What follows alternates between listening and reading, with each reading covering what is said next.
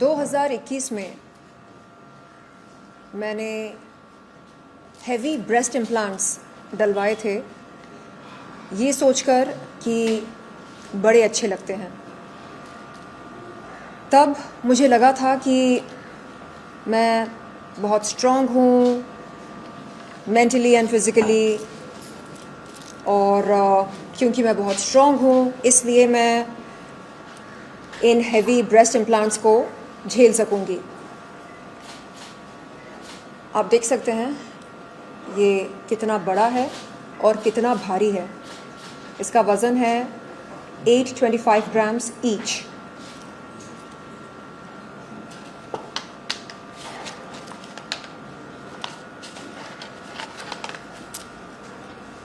दो 2021 से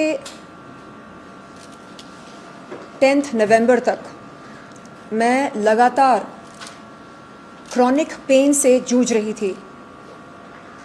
chronic neck pain, shoulder pain, back pain, chest pain, shortness of breath, brain fog, इस तरह के सिम्टम्स से मैं जूझ रही थी।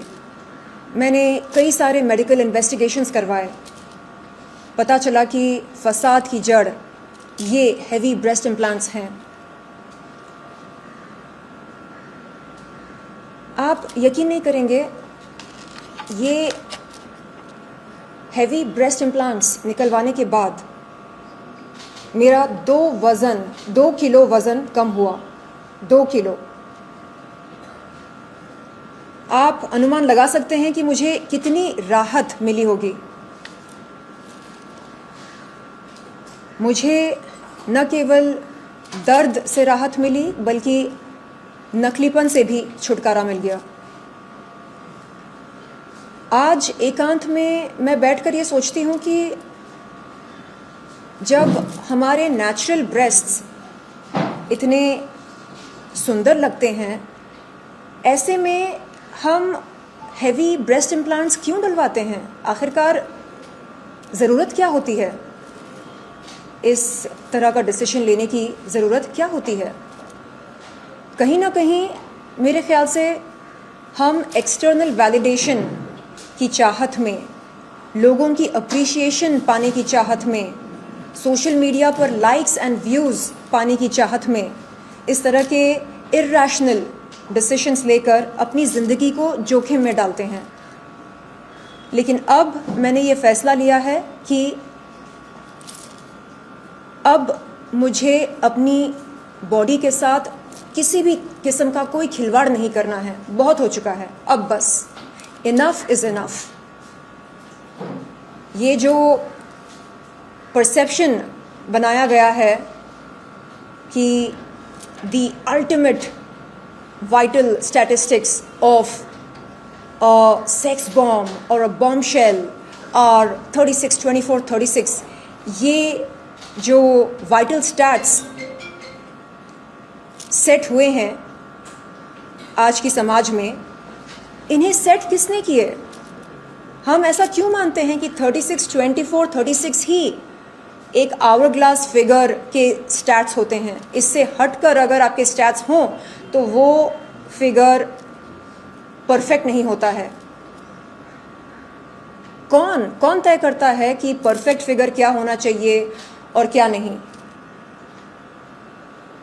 मैं कहती हूँ इनफ इज़ इनफ। बहुत हो चुका है। It is time that we start, it is high time we started embracing our authenticity, our realness, and it is high time that we started taking pride in who we really are and how far we have come. बजाय ये कि अरे शायद मेरे breast छोटे हैं, शायद मेरी नाक छोटी है, शायद ये शायद वो, बजाय ये सब सोचने के हम ये भी तो सोच सकते हैं कि मैं जो भी हूँ, जैसी भी हूँ, भगवान की क्रिएशन हूँ, परफेक्ट हूँ, उनकी नज़र में परफेक्ट हूँ। तो मुझे लगता है कि मानसिकता में बदलाव लाने की हमें सख्त ज़रूरत है, और जब तक ये बदलाव हम न लेकर आएँ तब तक हम इसी तरह सोशल मीडिया पर रॉन्गली इन्फ्लुएंस होते रहेंगे, है कि नहीं। मेरे डॉक्टर ने मुझसे पूछा सर्जरी के बाद, जब मैं बेहोशी की हालत से होश में आई, उन्होंने कहा कि आपके नेचुरल ब्रेस्ट्स ब्यूटीफुल हैं, सुंदर हैं, तो क्यों आप 4 साल लगातार 825 प्लस 825 1650 ग्राम्स को अपने सीने में लेकर जी रहे थे। It is not easy. सुबह शाम इनके साथ जीना, उठना, बैठना, चलना, डांस करना, जिमिंग करना, इट इज़ नॉट ईजी। तो आखिरकार ऐसी क्या मजबूरी थी? मजबूरी ये थी कि कहीं ना कहीं मैं चाह रही थी कि मुझे ज़्यादा अप्रिशिएशन मिले, कहीं ना कहीं मैं चाह रही थी कि मुझे एक्सटर्नल वैलिडेशन मिले। लेकिन अब नहीं, मैं तौबा तौबा करती हूँ, और जो देश की युवा पीढ़ी है, जो जवान लड़कियां हैं स्कूल्स की, कॉलेजेस की, उनसे मैं कहती हूँ कि प्लीज़ दिखावे पर न जाएं, और आपको जो भी करवाना हो आप सबसे पहले अपने फैमिली मेम्बर्स के साथ डिस्कशन करें, मेडिकल एक्सपर्ट्स के साथ डिस्कशन करें, आप रिसर्च करें गूगल पर जाकर, चैट जीपीटी पर जाकर, जिस किसी सर्च इंजन पर आपको जाना है आप जाएं, आप प्रॉपर रिसर्च करें प्रोज एंड कॉन्स के बारे में, साइड इफ़ेक्ट्स के बारे में, उसके बाद आप डिसीजन लें। क्योंकि इसने करवाया आपको करवाना है, क्योंकि फलाने ने करवाया आपको करवाना है, नहीं, ये तरीका गलत है। और सबसे पहले आप पूछिए खुद से, क्या ये ज़रूरी है? Do I really need this procedure? If yes, then think about it, discuss about it, don't randomly go for it just because everybody else is doing it. No. तो आपने ये चीज गलत की है when you did not consult, या आपने भी कंसल्ट नहीं किया, जैसे आप एडवाइस दे रहे हो तो आपने भी एडवाइस नहीं ली थी एक्चुअली। और आपको ऐसा कब लगा कि मुझे ब्रेस्ट इम्प्लांट करवाना चाहिए? देखिए, जब आपसे बार बार कहा जाए कि आप में ना नमक नहीं है, आप अगर थोड़ा और हॉट हो जाएं तो फिर मज़ा आएगा, तो फिर बात बनेगी। और सोशल मीडिया पर हम देखते हैं कि जिन महिलाओं के ब्रेस्ट्स ज़्यादा बड़े होते हैं या जो ज़्यादा वोलप्शस होते हैं, उनको ज़्यादा लाइक्स मिलते हैं, ज़्यादा व्यूज़ मिलते हैं। कहीं ना कहीं मैं बहक गई थी, और मुझे लगा क्यों ना मैं ख़ुद को और बेहतर बनाऊं। ये दिल मांगे मोर बड़े अच्छे लगते हैं।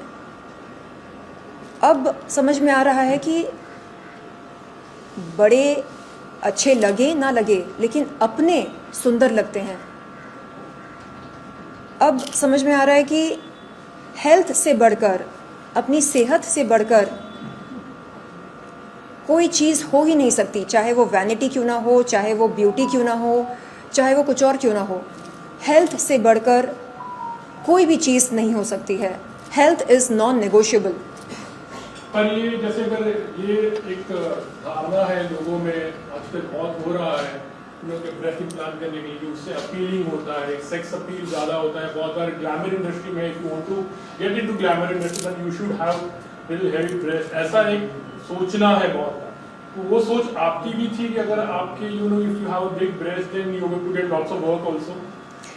यस, मुझे ऐसा लगा था कि क्यों ना मैं ख़ुद को और आकर्षक बनाऊं, और बेहतर बनाऊं, और अपीलिंग बनाऊं।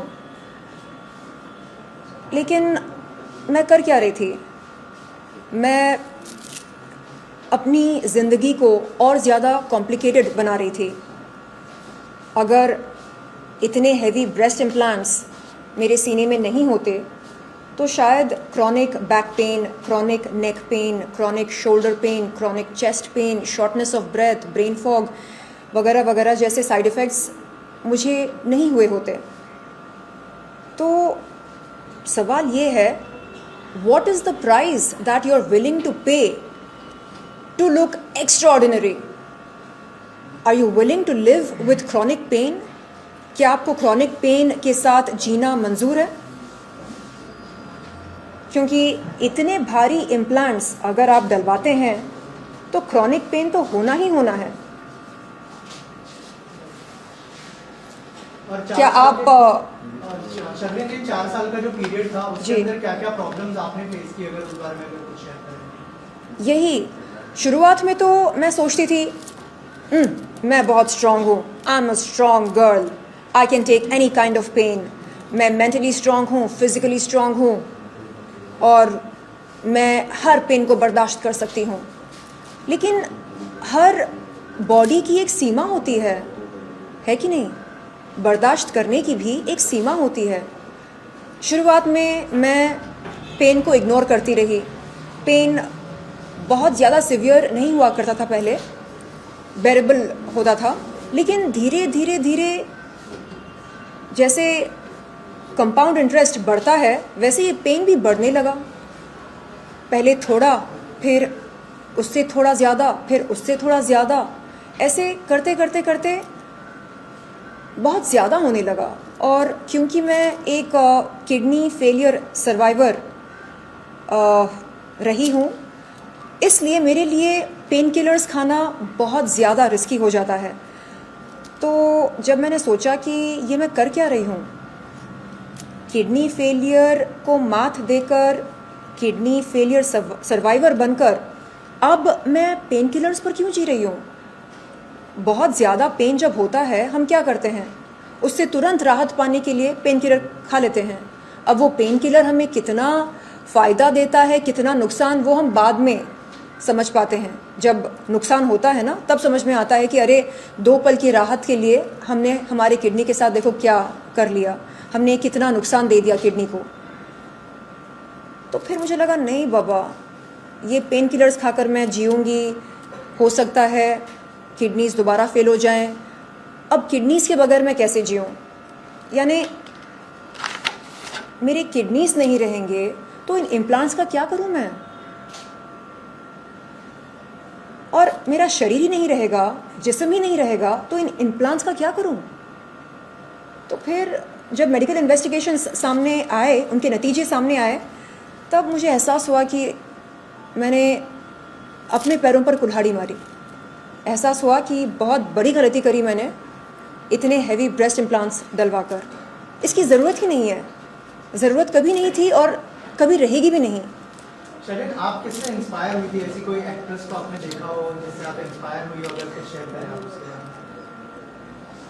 ना हमारे बॉलीवुड वाले, हॉलीवुड वाले। जी, आज आप सोशल मीडिया पर जाइए, हर दूसरा, तीसरा, चौथा रील आपको किसी हॉट बॉम्बशेल का दिखाई देगा। इतने बड़े बड़े पपीते या ब्रेस्ट इम्प्लांट्स कह लो, बिग ब्रेस्ट्स दिखाई देते हैं और आपको लगता है कि ओह वाह, क्या लुक है, क्या नज़ारा है, चलो हम भी करवा के देखते हैं। तो इस तरह मैं रॉन्गली इन्फ्लुएंस हुई थी सोशल मीडिया पर इस किस्म के रील्स देखकर, और मैंने चाहा कि मैं दी अल्टीमेट बॉम्बशेल बनकर दिखाऊं। लेकिन अब लगता है कि नहीं बाबा, मुझे नहीं बनना कोई बॉम्बशेल, नहीं बनना कोई सेक्स सिंबल। मुझे बस एक अच्छी सेहतमंद ज़िंदगी बितानी है। मैं आराम से सांस ले सकूं, आराम से जिम जाकर जिमिंग कर सकूं, हंस सकूं, खेल सकूं, डांस कर सकूं। जो छोटी छोटी खुशियां हमें मिलती हैं रोज़मर्रा की ज़िंदगी से, बस वो खुशियां मुझे मिल जाएं और कुछ नहीं चाहिए। मुझे बस एक सेहतमंद ज़िंदगी बितानी है। सरली मैं ये पूछना चाहूँगी कि जब आपने इम्प्लांट कराया तो उससे पहले आपके डॉक्टर ने इसके बारे में, इसके साइड इफेक्ट, प्रिकॉशन, इस सिम्टम्स के बारे में आपकी चर्चा हुई थी कि नहीं?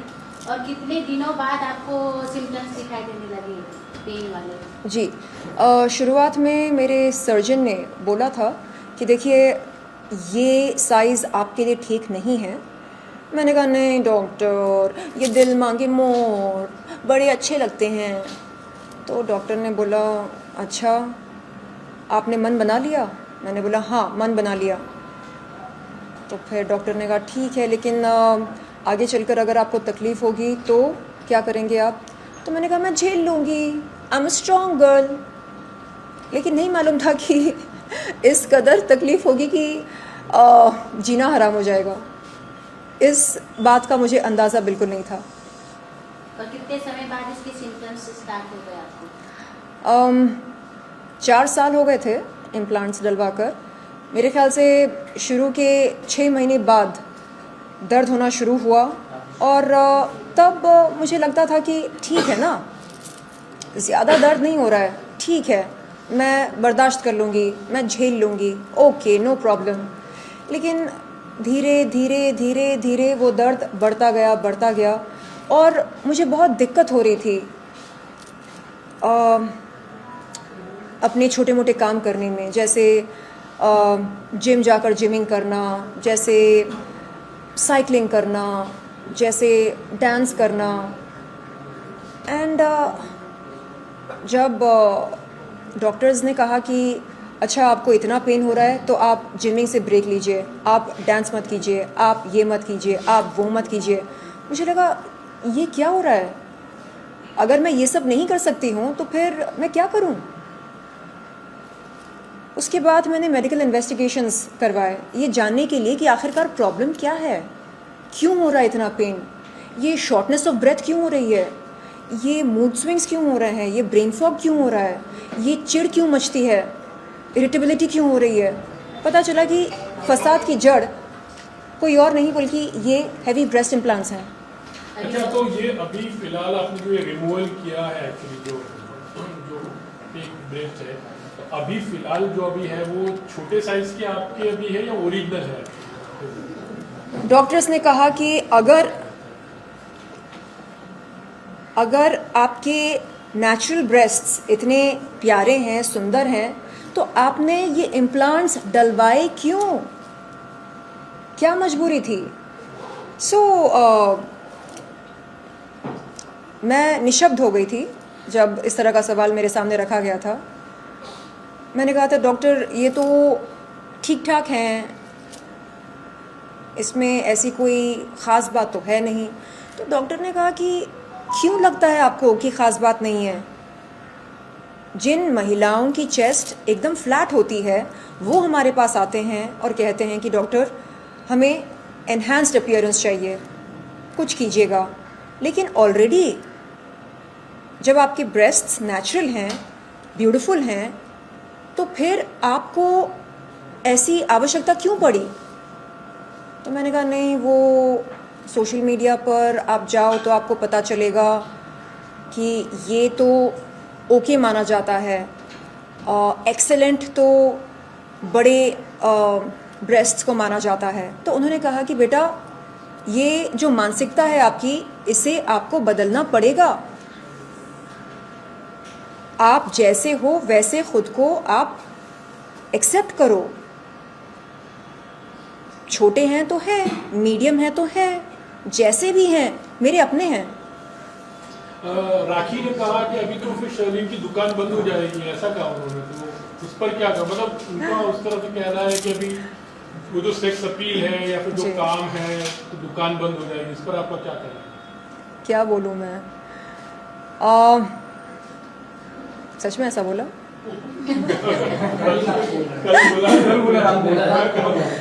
राखी कह दो कि ये झूठ है, कह दो कि तुमने ऐसा कुछ नहीं बोला।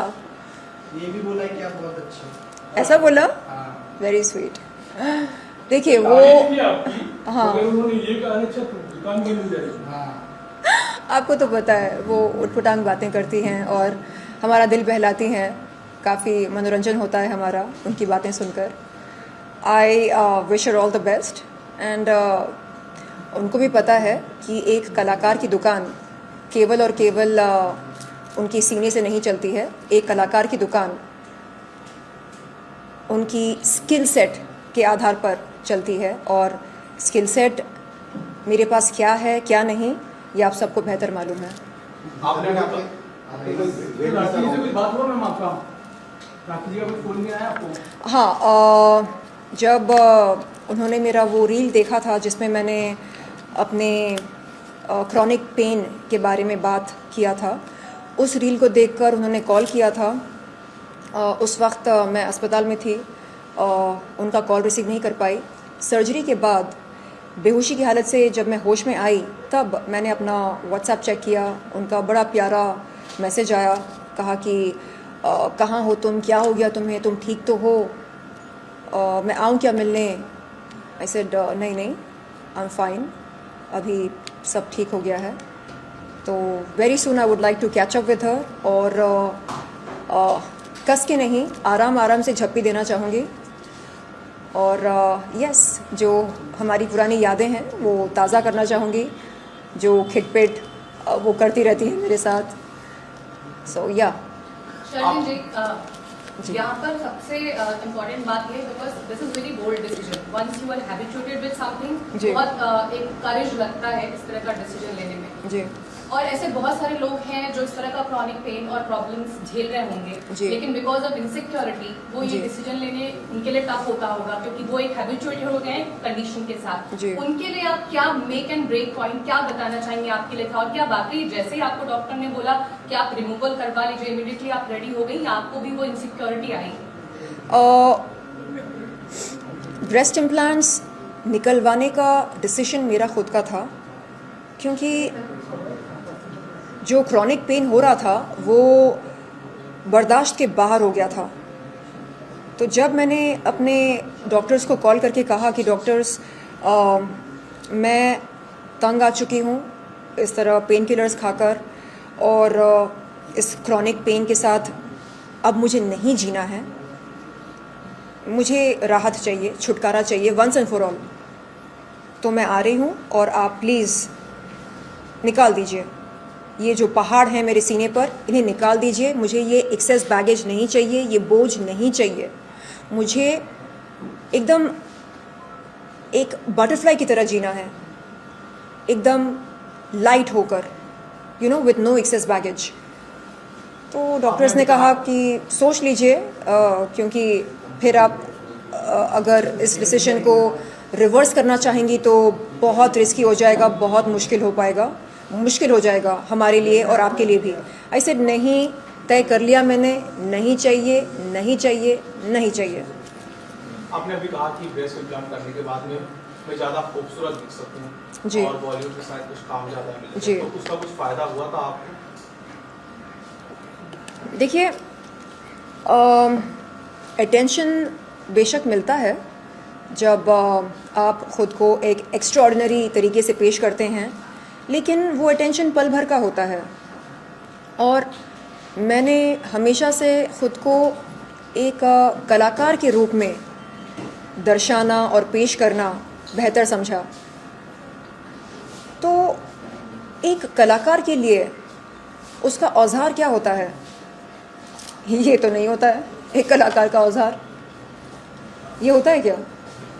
यानी क्या जनता हीरोइन के कप साइज़ की जानकारी प्राप्त करने के बाद ये तय करती है कि उस हीरोइन की फ़िल्म देखनी है या नहीं देखनी है?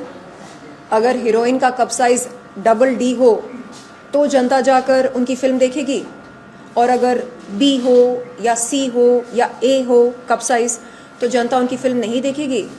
ऐसा नहीं होता है, करेक्ट? तो कप साइज़ का एक कलाकार की क्षमता के साथ कोई कनेक्शन नहीं है। और मुझे समझ में आने लगा कि अगर मुझे ख़ुद को एक कलाकार के रूप में पेश करना है, दर्शाना है, तो फिर इन चीज़ों की ज़रूरत ही नहीं है। सच्चाई और ऑथेंटिसिटी, यही एक कलाकार के सबसे बड़े औजार होते हैं। अगर आपके पास सच्चाई ना हो तो आप क्या बेच रहे हैं? एक कलाकार के तौर पर, कलाकार के रूप में आप क्या बेच रहे हैं? नकलीपन। नकलीपन तो चलता नहीं है मार्केट में। और क्या बेच रहे हैं आप? इनसिक्योरिटी। अरे देखो ना, इनसिक्योरिटी के चलते हमने ये डलवा लिए। क्या मैसेज आप दे रहे हैं समाज को कि देखिए हम इनसिक्योर हुए और हमने ये डलवा लिए, अगर कभी आप इनसिक्योर फील करें तो आप भी डलवा लीजिए। ये मैसेज आप दे रहे हैं। नहीं, समाज को चाहिए असलीपन। आप जैसे हैं खुद को वैसे ही पेश करें। This is a very bold decision what you taken actually. I don't think so कि कोई सामने आकर मतलब सामने से कहे कि बिकॉज ऑफ मैंने एक फेक मतलब ब्रेस्ट इम्प्लांट किया हुआ है। जी। तो when did you really think like you know कि you should come in the front and talk boldly about this? Because I don't think so कि किसी ने इतनी हिम्मत करके कहा है, क्योंकि किसी भी कहेगा तो नहीं मतलब it's not a fake, I have not done any, I have not gone under the knife actually. या ये आज का एक ट्रेंड बन चुका है ये कहना कि आई एम ऑल नेचुरल, मैं तो पैदाइशी खूबसूरत हूँ, खूबसूरत रही हूँ वगैरह वगैरह। देखिए, मैं नहीं कहती कि आप अपनी खूबसूरती को एनहांस ना करें, क्यों ना करें, बेशक करें। स्किन प्रोसीजर्स करवाइए, स्किन ट्रीटमेंट्स करवाइए अपनी स्किन को बेहतर बनाने के लिए, है ना। कई सारे ट्रीटमेंट्स आए हैं मार्केट में जिसके चलते आप अपने चेहरे को एकदम स्मूथ जस्ट लाइक बटर करवा सकते हैं, ग्लो लेकर आ सकते हैं स्किन में, बेशक कराइए। लेकिन ये जो लाइफ चेंजिंग डिसीजंस होते हैं जैसे इम्प्लांट्स डलवाना या शरीर के साथ छेड़छाड़, मतलब क्या उसको क्या बोलते हैं, छेड़छाड़ बोलते हैं ना, या शरीर को चीरना, ये एक लाइफ चेंजिंग डिसीजन होता है, करेक्ट। तो आप जब भी कोई सर्जरी करवाते हैं, इन्वेजिव सर्जरी, उस वक्त आपके शरीर को चीरा जाता है, करेक्ट। उसके अंदर कोई ना कोई इम्प्लांट डाला जाता है। तो इन्वेजिव प्रोसीजर्स करवाने से पहले आप 1000 बार अपने फैमिली मेम्बर्स के साथ डिस्कशंस करें, मेडिकल एक्सपर्ट्स के साथ डिस्कशंस करें, प्रॉपर रिसर्च करें। ऐसे ही मन बनाकर आप ना जाएं कि नहीं मैंने तो बस सोच लिया, ऐसे नहीं होता है। तो आज हम देखते हैं कि कैसे सोशल मीडिया पर ख़ास तौर पर युवा पीढ़ी बहुत ज़्यादा इन्फ्लुएंस हो रही है अपीयरेंस को लेकर, लुक्स को लेकर। उन्हें लगता है कि बस यही चलता है मार्केट में और कुछ नहीं। नहीं, मार्केट में बहुत कुछ चलता है। मार्केट में समझदारी की दुकान बहुत चलती है, मार्केट में सच्चाई की दुकान बहुत चलती है। ट्राई करके देखिएगा, जैसे अब मैं ट्राई करना चाह रही हूँ। तो मेरे ख्याल से फैंस, मैं अपने वेलविशर्स को, फैंस को और शुभ चिंतकों को तहे दिल से धन्यवाद देती हूँ, उनका अभिनंदन करती हूँ जो उन्होंने ढेरों शुभकामनाएं भेजी सोशल मीडिया पर, कहा कि देर आए दुरुस्त आए, जब जागो तब सवेरा। फाइनली आपको एहसास हुआ कि आपको इन चीज़ों की ज़रूरत ही नहीं थी। तो yes, thank you so much dear fans, you are my extended family. और ये जो आपने मुझको सराहा है, शाबाशी दी है, thank you so much, it means a lot. Jerlin, एक और प्रश्न पूछना चाहूँगी कि अभी हॉलीवुड में भी कई सेलिब्रिटीज हैं जिन्होंने करवाया था इम्प्लांट, उसके बाद उन्होंने रिमूव कर दिया, लेकिन स्टर्लिन ने सामने आके प्रेजेंट किया, उसके बारे में बताया, तो इसके लिए कितना गट्स लगा, कितना समय लगा सामने लोगों को सामने? देखिए, आप जब ऑथेंटिसिटी, इंटेग्रिटी, इन इमोशंस के साथ जुड़ जाते हैं। ऑथेंटिसिटी का मतलब क्या? सच्चाई, असलीपन, नो नकलीपन, ओनली असलीपन। अब मैं चाह रही हूँ कि मैं ना फिलर्स का सहारा लूँ, ना इम्प्लांट्स का सहारा लूँ।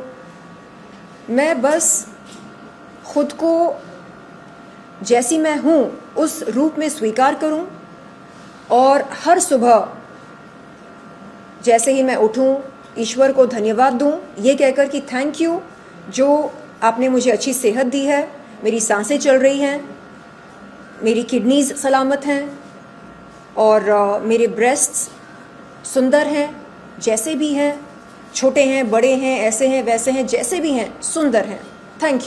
थैंक यू जो आपने मुझे ये प्यारी बॉडी दी है, थैंक यू।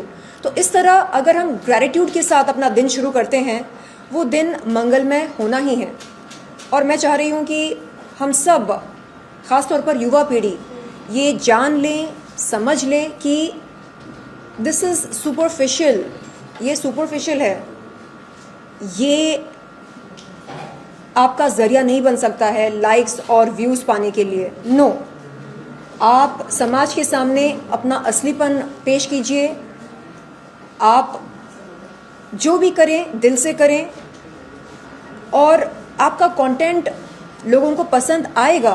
क्यों नहीं आएगा? क्योंकि हम सबको अच्छा लगता है जब कोई अपने दिल से बात करता है, जब कोई चीज़ दिल से कही जाती है या करी जाती है, उसे लोग सराहते हैं, पसंद करते हैं। क्या लगता है कि आप थोड़ा नेगेटिव, आई मीन जो टेक्नोलॉजी है आजकल आपके साथ ऐसे हुआ, अगर हो सकता है कि other people might not be facing all the body differs actually, you know, जी, सबका अलग अलग रिएक्शन होता जी। है, हर एक की बॉडी की कैपेसिटी अलग अलग होती है। तो आप थोड़ा साइंस के खिलाफ जा रहे हैं या फिर जो लोग कर रहे हैं उसके थोड़ा सा खिलाफ हो फिर? ना, मैं सिलिकॉन इम्प्लांट्स के ख़िलाफ़ नहीं हूँ, ना ही फिलर्स के ख़िलाफ़ हूँ, ना ही साइंस के ख़िलाफ़ हूँ। मैं ये कहती हूँ कि अगर किसी चीज़ की ज़रूरत हो, चाहे वो करेक्टिव सर्जरी हो, चाहे वो कुछ और हो, आप प्लीज़ उसके बारे में चर्चा करें। आपने सोशल मीडिया पर किसी को कोई सर्जिकल प्रोसीजर करवाते हुए देखा और आपने उसका रिज़ल्ट देखा और फिर आपने मन बना लिया ये कहकर कि बस मुझे भी करवाना है। उसने करवाया, वो बहुत सुंदर लग रही है, अब मुझे भी करवाना है। अरे जाकर पूछो उससे कि वो कैसा महसूस कर रही है, क्या उसको दर्द है, नहीं है, वो दर्द को कैसे झेल रही है, क्या वो पेन किलर्स खा रही है, क्या वो थेरेपी ले रही है। ज़रा जाकर पूछो। All that glitters is not gold, correct? तो बिहाइंड द सीन्स सच्चाई क्या है ये पता लगाइए। और हर वो चीज़, हर वो हाईलाइट रील जिसे आप देखते हैं सोशल मीडिया पर, उसे आंखें बंद करके विश्वास मत कीजिए। आप सवाल पैदा कीजिए अपने जहन में कि अरे चलो ठीक है, इसने कराया, ये बहुत सुंदर लग रही है, ओके, मैं क्यों कराऊं? अगर आपका दिल कहता है कराओ ना, कराओ ना, खुद से पूछो क्यों, मैं क्यों कराऊं? उसकी ज़रूरत है, नहीं है तो मैं क्यों कराऊं? नहीं, उसने कराया, उसने कराया, अरे वो उनकी ज़िंदगी है, वो क्या किस किस्म के साइड इफ़ेक्ट्स के साथ वो झेल रहे हैं, कि आपको कोई आइडिया है? क्या आपको पता है? नहीं पता, करेक्ट? तो सोशल मीडिया पर हम जो देखते हैं वो बिल्कुल वैसा नहीं होता है। पर्दे के पीछे लोग क्या क्या साइड इफ़ेक्ट्स के साथ जी रहे हैं, क्या क्या साइड इफ़ेक्ट्स के साथ जूझ रहे हैं, आपको कोई अंदाज़ा नहीं है। तो प्लीज़ आप सतर्क हो जाएं और प्रॉपर रिसर्च करें कोई भी प्रोसीजर करवाने से पहले। शर्लिन जी, ऑन अ लाइटर नोट, सारे कपड़े तो अभी आपके ढीले हो गए होंगे, तो आपको नया वार्डरोब अभी बाय करना पड़ेगा पूरा। यस, मैं सोच रही हूँ कि जो ब्रेजियर्स हैं उनके साथ क्या किया जाए, ऑक्शन करवा दूँ या किसी कोई कॉन्टेस्ट चलाकर टॉप 10 फैंस को गिफ्ट के तौर पर दूँ, क्या करूँ आप बताइएगा। Thank you.